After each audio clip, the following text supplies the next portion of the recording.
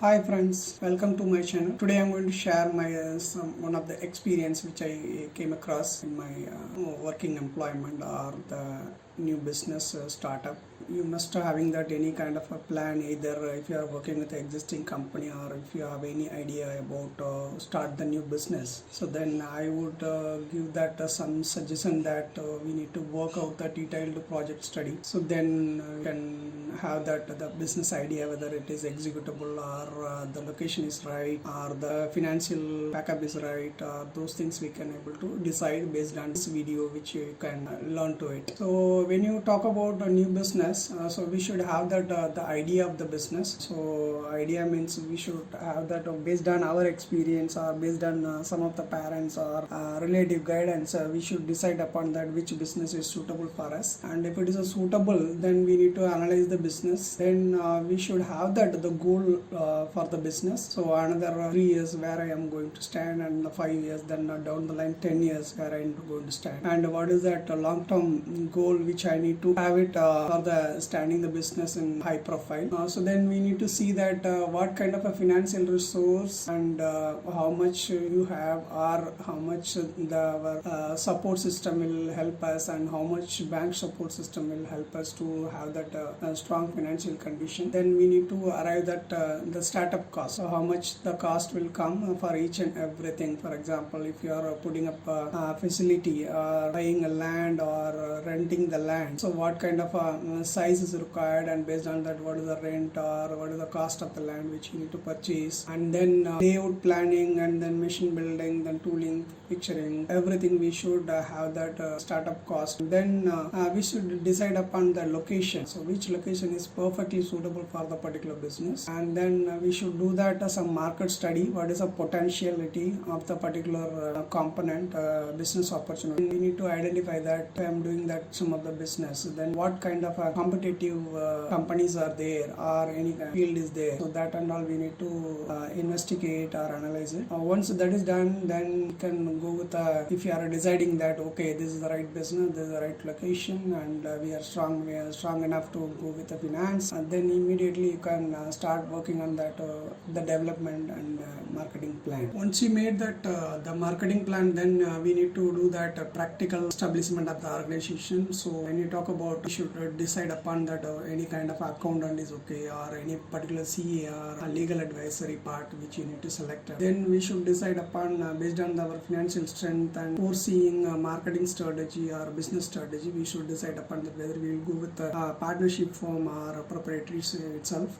Then we need to have that legal registration of the particular company, like GST, and before that MSME you need to register it, and then GST compliance, what kind of a compliance we need to decide upon. And then we should have a business plan, detailed business plan. At least I would say that 2 years business plan we should have that, month on month what kind of expenditure which is going to happen, and then we should decide that the right bankers who can help us based on our financial strength and credit score which we have, and based on that the nearby location and the accessibility of the bank, and there should be some repo generation with your bank manager. So those kind of things we need to based on that we need to decide the which bank we have to have a current account and other things. Then if there is any kind of a business loan is required, and where we are going to get it, whether it is a nationalized bank or private banks or any kind of a cooperative or any kind of a financial institution which we need to decide upon. And then we should have that some kind of a cash credit, and as well as the if possible we should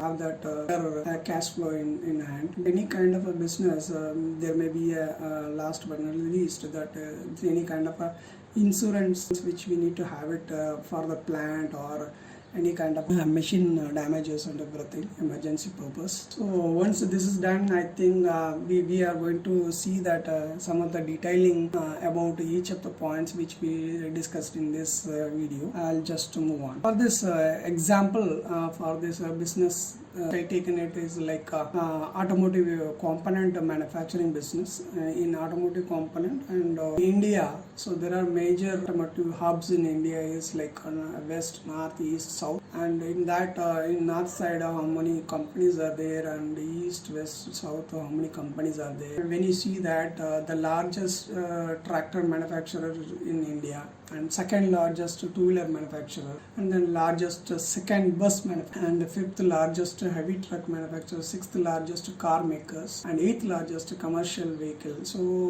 from this graphs or layouts, so we should arrive at these kind of 5 points, which will really help us to identify that whether I need to work with the tractor segment, two-wheeler segment, or heavy vehicle, or the car manufacturing, or the commercial vehicle. So then we need to see that what kind of economy we are. So as per this analysis, which shows that it is a 1.2, more than 1.2 billion people. I think so. It is 1.3 billion people in India, and it's a growing economy. And we are the third largest GDP and the 10th largest GDP. And, so one of the fast growing economy, again third largest investor base in the world. Such a way that we need to see that advantage of in economy. And we should see that major automotive hub in India. So we see that geographical location, and now we are seeing that it's a segment wise. So two-wheeler segment means there will be there are 4 varieties, which is moped, scooter, motorcycle, and electrical two-wheeler. Such a way that in the passenger vehicle, what kind of cars are there, then commercial vehicle, then two-wheelers. And if you see that in the right side, there is a market share by the volume. As per the 2015, almost two-wheeler is around 80%, and then passenger vehicle is the next, and then commercial and the three-wheeler. And then breakup by revenues, if you see that it is a truck is a major chunk here, and the segment is owned by truck, cars, and then two-wheelers.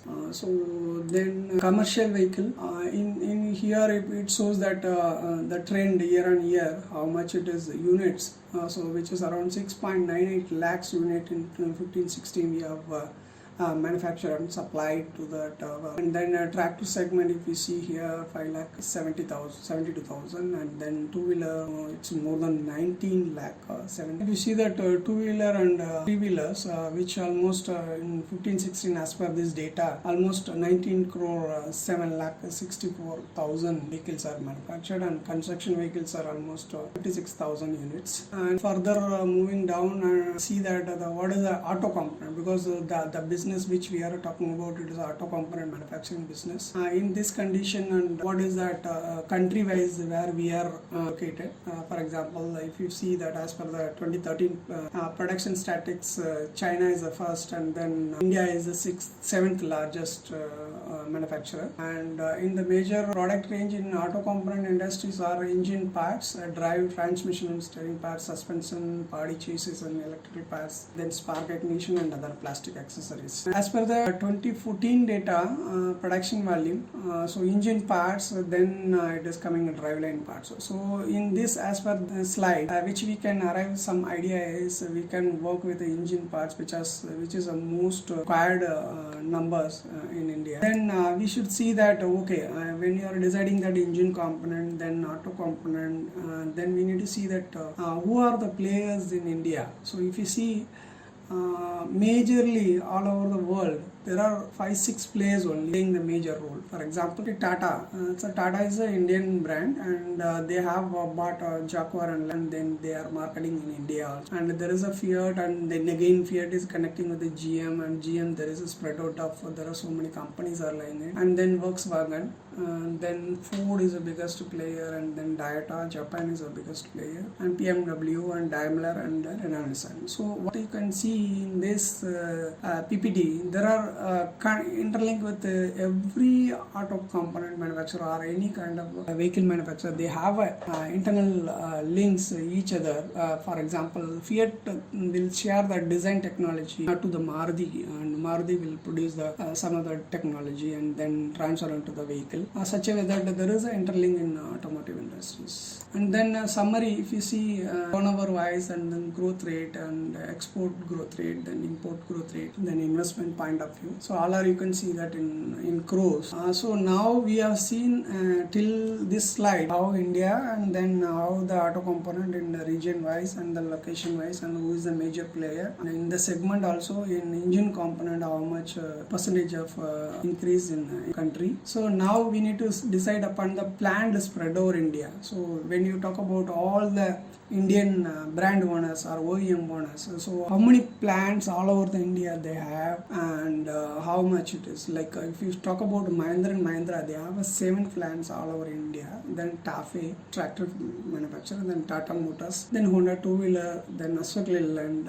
heavy vehicle segment, then TVS Motor two-wheeler, then Hindustan Motor four-wheeler, which is then Hero Honda again two-wheeler. So such a way that there are top players which you can see here in this spread over in India. And now we are going to see that number of automotive industries in India total is 93, and that also region wise, if you see south there are 32, north is 28, then west is 25, then Madhya Pradesh or center is 6, and then east is 2. Then when you talk about west or north, so Maharashtra is playing a major role, highest number of OEM brand owners here, and then Tamil Nadu, then Karnataka. And the segment wise also, commercial vehicle is 33 plant, then passenger vehicle is 28, and then two-wheeler is 21. So as per this is the outcome of that particular slide. Then we should see that again industries like Tamil Nadu commercial vehicle, how many, two-wheeler, which state is owning higher numbers, and then passenger vehicle who is owning. As per the studies, we are assuming that the Maharashtra is the right location, and then Haryana, then Tamil Nadu. So further study will be done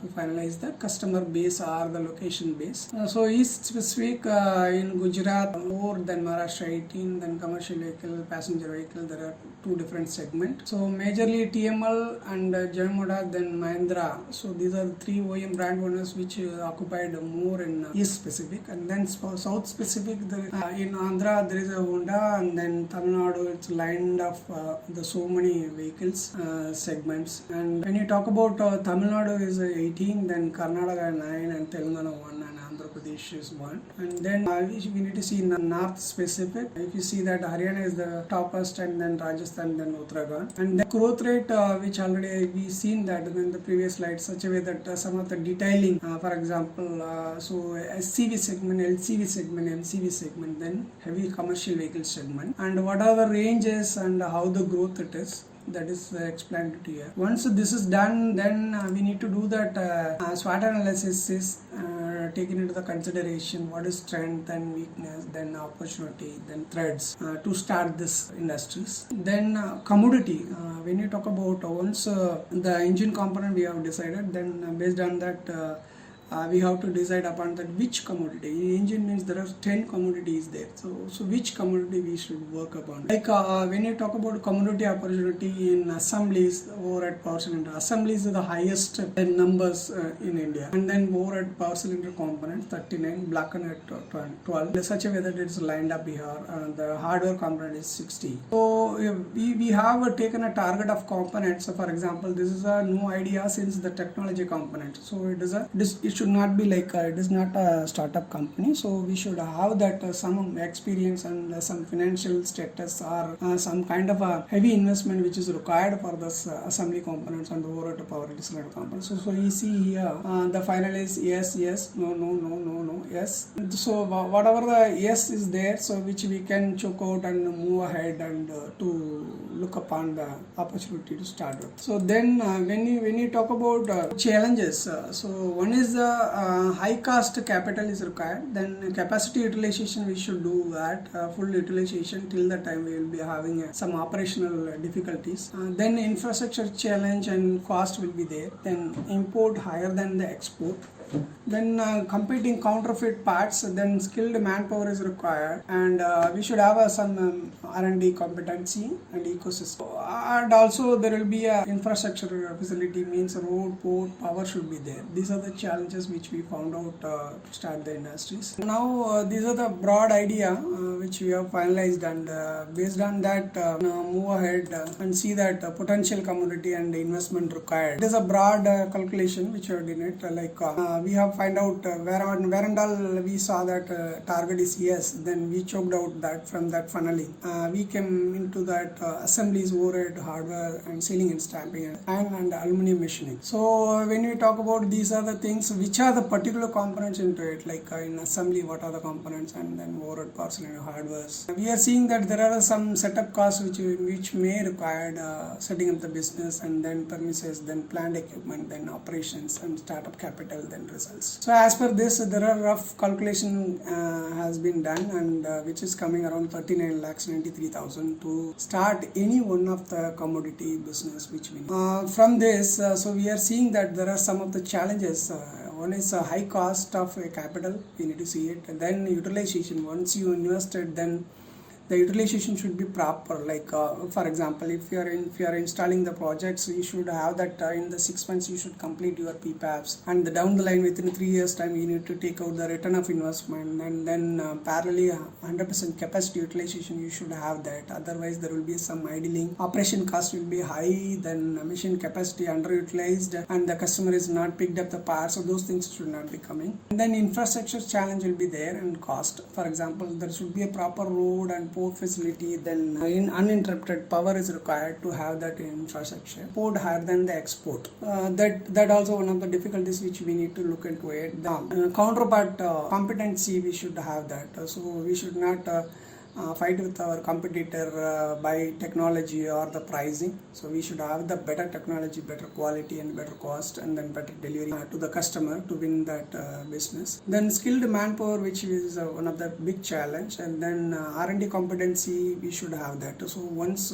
should have that particular experience to have the particular business. Then only we can have that detailed R&D facility and the support system to the customer. So once this is done, and we should have that the project profit and loss forecast. So these are the sales target, then expenses, then total results, and net profit, gross profit and margin. So assume that there is a September 16, there is a start of the business, and if you see here net profit is less, and by the way the gross profit is no problem, 70%, such a way that in the particular year for the 4 months, so you will have that in net profit in the minus side, and gross profit is more than 70%, and then net profit margin is 27%. So when you have that next year, then we should have all the 12 months forecast,